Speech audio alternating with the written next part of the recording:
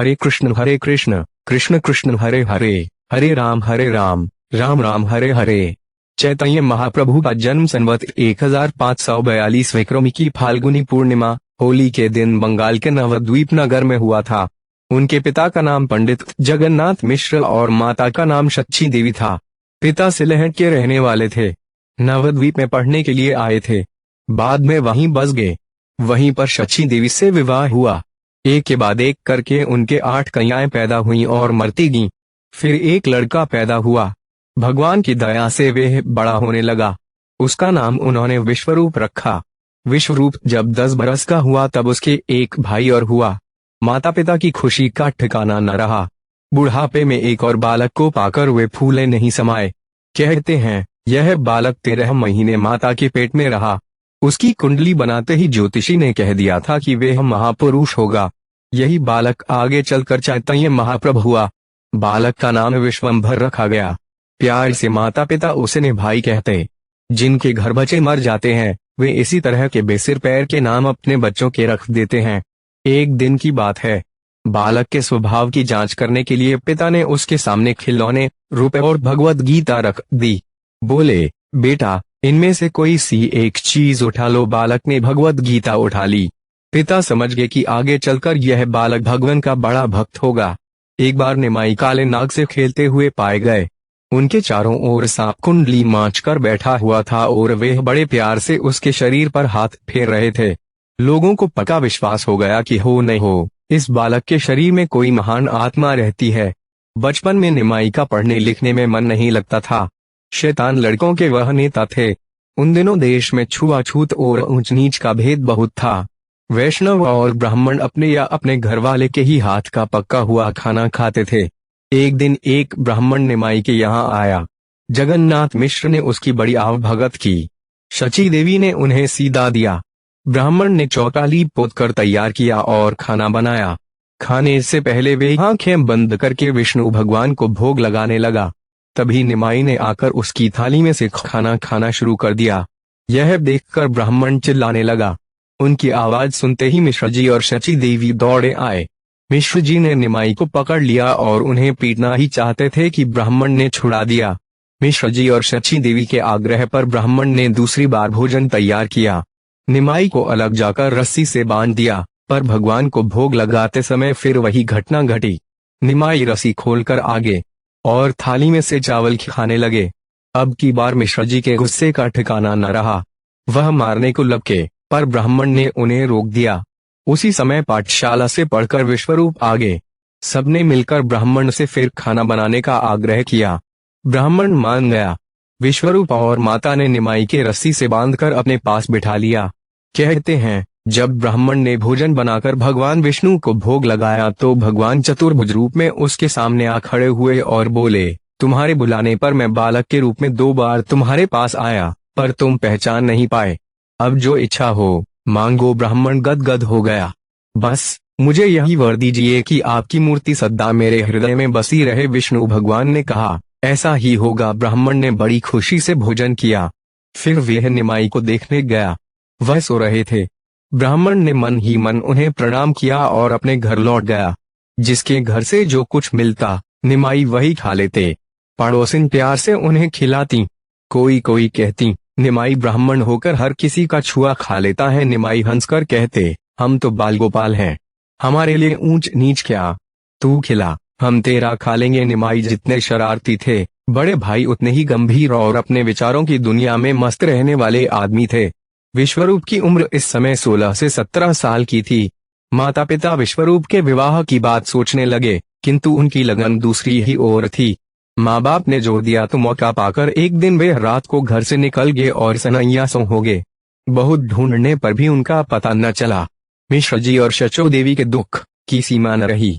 निमाई पर भी इस घटना का बहुत असर पड़ा। वह भी अब गंभीर रहने लगे। निमाई का मन अब पढ़ने की ओर झुका, पर मिश्र जी को उसमें रुपए न था। वह सोचते थे कि एक लड़का तो खो ही गया, कहीं दूसरा भी हाथ से न चला जाए। वह निमाई को पढ़ते देखते तो बहुत नाराज होते, पर निमाई जब पढ़ने पर ही तुल थे तो उन्हें कौन रोक सकता था। वह पिता से छिपकर पढ़ते। इस समय उनकी अवस्था 11 वर्ष की थी। इस छोटी सी उम्र में ही उन्होंने बहुत कुछ पढ़ डाला। पिता अपने पुत्र की चतुराई की बातें सुन सुनकर बहुत खुश होते, पर भाग्य के आगे किसका बस चलता है। एक दिन अचानक मिश्र जी को जोर का बुखार चढ़ा और कुछ ही दिनों में वे चल बसे। घर पर दुख का पहाड़ टूट पड़ा, पर निमाई ने हिम्मत से काम लिया। अपने आप को तो संभाला ही, माँ को भी धीरज बंधाया। दुखी माँ का अब निमाई ही सहारा थे। पढ़ने से जो समय बचता उसमें वे माता की खूब सेवा करते। व्याकरण के साथ साथ अब वे और चीजें भी पढ़ने लगे। धीरे धीरे उनके ज्ञान की चर्चा चारों ओर होने लगी। उनकी उम्र 16 साल की हो चुकी थी। लोग उन्हें निमाई पंडित कहने लगे। निमाई के एक मित्र थे पमशून्य रघुनाथ। वह उन दिनों एक पुस्तक लिख रहे थे। उनका विचार था कि इस पुस्तक को लिख लेने पर उस विषय का उनसे बड़ा विद्वान कोई नहीं होगा। तभी उन्हें पता लगा कि निमाई पंडित भी उसी विषय पर पुस्तक लिख रहे हैं। वह जानते थे कि निमाई इस विषय के पंडित हैं। वह उनके घर पहुंचे। रघुनाथ ने कहा, सुना है तुम न्याय पर कोई पुस्तक लिख रहे हो। हंसते हुए निमाई ने कहा, अजी छोड़ो, तुम्हें किसी ने बहका दिया होगा। कहाँ मैं और कहाँ न्याय जैसा कठिन विषय। मन बहलाव के लिए वैसे ही कुछ लिख रहा हूँ, फिर भी मैं उसे सुनना चाहता हूँ। रघुनाथ ने जोर देकर कहा, जैसी तुम्हारी इच्छा। चलो गंगा जी पर नाव में सैर करेंगे और पुस्तक भी सुनाएंगे। दोनों गंगा घाट पर पहुंचे और नाव में बैठकर घूमने लगे। निमाई ने अपनी पुस्तक पढ़नी शुरू की। सुनकर रघुनाथ जी रोने लग गए। निमाई ने हैरानी से पूछा, क्यों, क्या हुआ? रो क्यों रहे हो निमाई? मेरी बरसों की मेहनत बेकार गई। तुम्हारी इस पुस्तक के सामने मेरी पुस्तक पर कौन ध्यान देगा? अपनी जिस पुस्तक पर मुझे इतना गुमान था वे तो इसके सामने कुछ भी नहीं है। रघुनाथ ने ठंडी सांस भरते हुए कहा। निमाई हंसने लगे, बोले, बस इतनी सी बात के लिए परेशान हो? यह कहकर उन्होंने झट अपनी पुस्तक गंगा जी में फेंक दी। बोले, यह तो एक पुस्तक है, मित्र के लिए मैं अपने प्राण भी दे सकता हूँ। उस दिन के बाद से फिर निमाई पाठशाला में पढ़ने नहीं गए। घर पर ही पिता और भाई की किताबों से पढ़ने लगे। कुछ दिन बाद उन्होंने लड़कों को पढ़ाने के लिए एक पाठशाला खोली। धीरे धीरे उसमें बहुत से विद्यार्थी हो गए। उनमें कई तो उम्र में उनसे बड़े थे। निमाई अपने विद्यार्थियों को खूब मेहनत से पढ़ाते और मित्र की तरह उनसे प्रेम भाव रखते। माता के बहुत दबाव डालने पर उन्होंने पंडित वल्लभाचार्य की पुत्री लक्ष्मी देवी से विवाह कर लिया। लक्ष्मी देवी को वे बचपन से ही जानते थे। इन्हीं दिनों नवद्वीप में एक पंडित आए। उन्हें अपने ज्ञान का बड़ा घमंड था, लेकिन निमाई के सामने उन्हें मुंह को खानी पड़ी। इससे निमाई का नाम और फैल गया। उनकी पाठशाला विद्यार्थियों से भरी रहती। कुछ दिनों के लिए निमाई पूर्वी बंगाल की यात्रा पर गए। इसी बीच घर पर मामूली बुखार से लक्ष्मी देवी की मृत्यु हो गई। बेचारी माँ को उस समय धीरज बंधाने वाला कोई न था। लौटने पर निमाई को जब यह समाचार मिला तो वे बहुत दुखी हुए। इसी तरह 1-2 बरस निकल गए। निमाई विद्वानों और माँ की सेवा करते, अपनी पाठशाला में छात्रों को पढ़ाते। अपनी माँ का वह बहुत मान करते थे। माता की आज्ञा और आग्रह से उन्होंने पंडित सनातन मिश्र की कन्या विष्णुप्रिया से विवाह कर लिया। सुने घर में फिर चहल पहल हो गई। विष्णुप्रिया के अच्छे स्वभाव के कारण धीरे धीरे शची देवी और निमाई लक्ष्मी देवी के विछोह का दुख भूल सा गए। गया जाकर बहुत से लोग अपने पितरों का श्राद्ध करते हैं।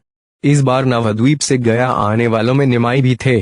वह वहां जाकर अपने पिता का श्राद्ध करना चाहते थे। गया में इस समय बड़ी भीड़ थी।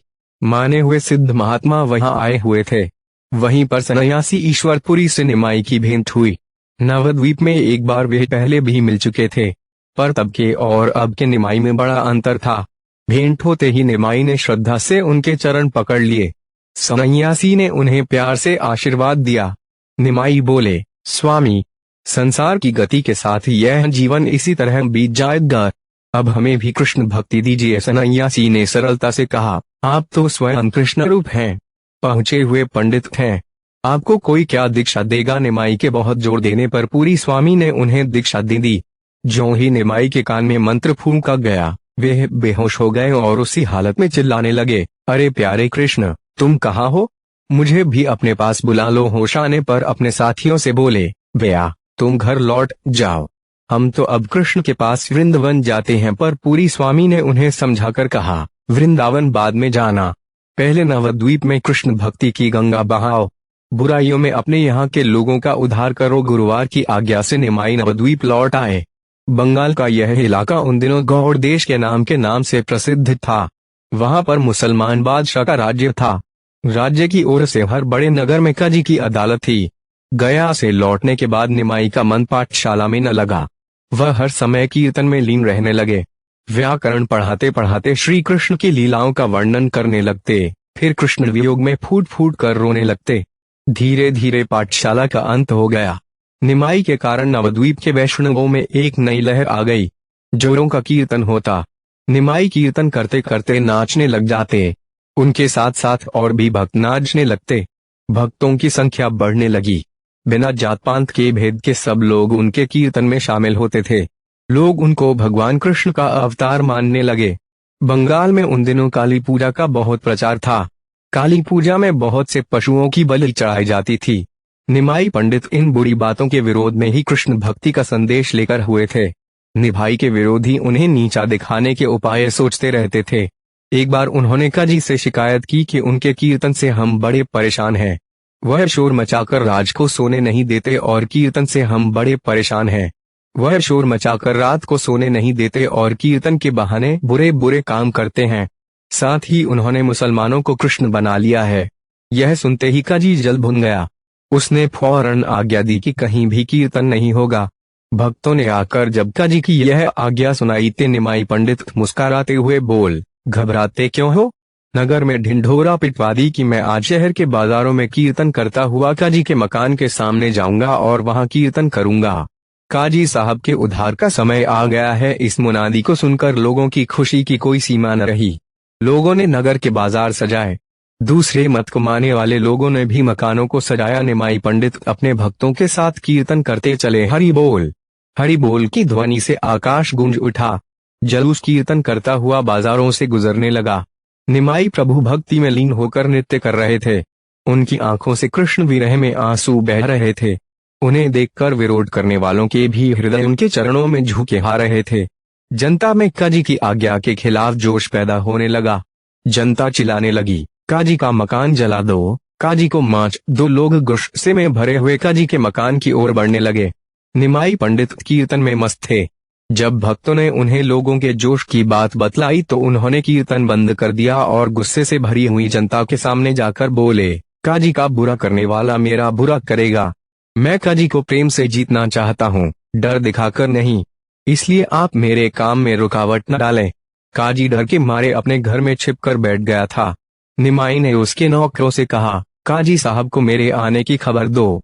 उनसे कहो कि डर की कोई बात नहीं, वह मुझ पर यकीन करें। मेरे होते हुए उनका बाल भी बांका न होगा। गांव के नाते काजी निमाई के मामा लगते थे। नौकरों के समझाने बुझाने पर काजी बाहर आए।